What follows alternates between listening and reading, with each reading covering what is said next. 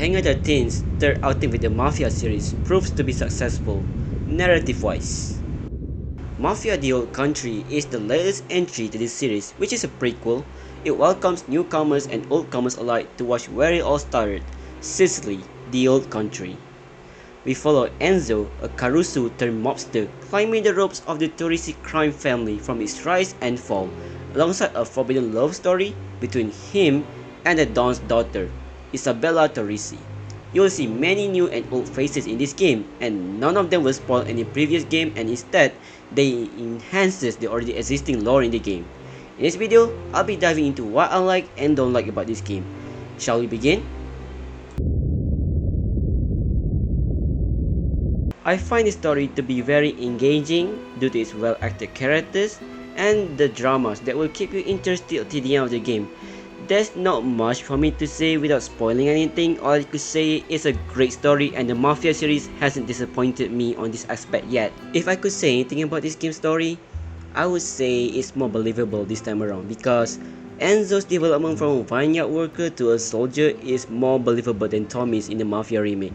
Like, he doesn't get along with everyone from the get-go. It takes time for him to build trust with everyone, especially trust with the Don. So yeah, I guess it's more realistic this time around. The combat loop is also fine because it's just a cover-based shooter, so there's nothing new to say about it. There's also a stealth system that's returning from Mafia 3 and the Definitive Edition, and it's very easy to navigate because the enemy is pretty dumb. They will just stare at the wall waiting for you to knock them out. So okay, I guess. But the newly introduced knife combat shake things out because it acts like a boss fight to this game. It has its own parry, strike, and timing to abide in order to win. It can get very tense and bloody quickly. And of course, as always, the guns are satisfying as ever to use in this game, and they are mostly consisting of Wild West guns like revolvers, shotguns, pistol, and repeaters. So yeah, there's no auto weapon this time around because this is the era before Tommy guns were introduced. The missions are also structured in a way where you can approach them in either stealth or guns blazing. But I usually chose the latter. Of course, it's not like this for the most of the game, as you still need to stay on the right path in order to progress. Like sometimes the game will tell you to go back to the mission area, and sometimes there will be some forced stealth section. So yeah, it's not like this for all the time, but the thought still counts in my opinion. It also has a charm system which you can make Enzo fit your playstyle, such as quieter footstep for stealth maybe, more ammo drops if you're more into shooting, or quick recover if you take many risks in your gameplay. The choice is yours to choose. Don't worry about that. They smell you before they see you. But change out of those legs, will you? I'll wait outside.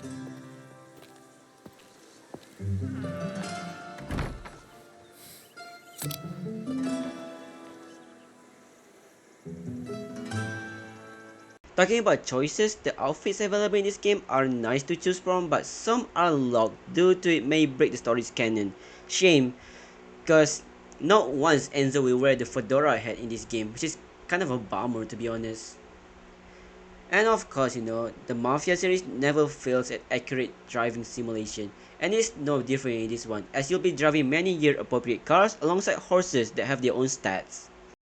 The game looks great too, thanks to Unreal Engine 5. And also a big fuck you to Unreal Engine 5, which I will now segment into the cons.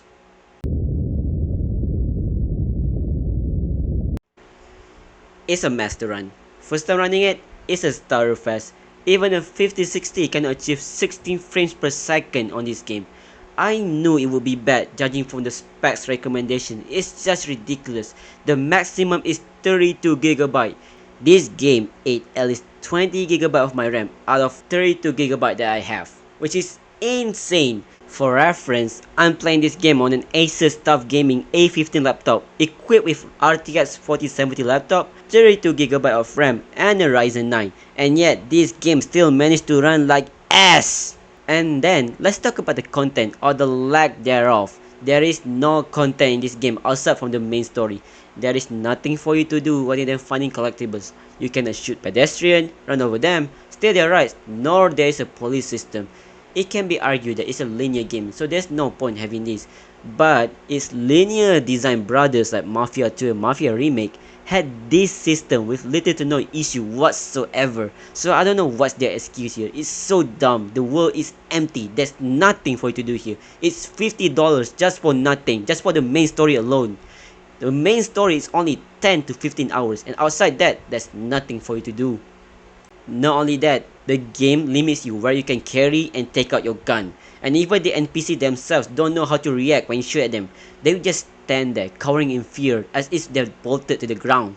Like, even if you shoot at their cars, for example, they don't even run away, they will just stay there. All in all, Mafia The Old Country is a game that only has a good story and nothing else to offer for the $50 price. You are essentially paying $10 more than the Mafia remake just to have less content.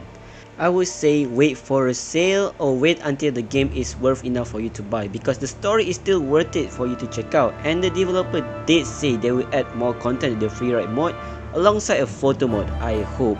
So that's all from me. I hope you all enjoyed my review or rant. So please let me know what you think of this game and leave a like and subscribe. Bye bye.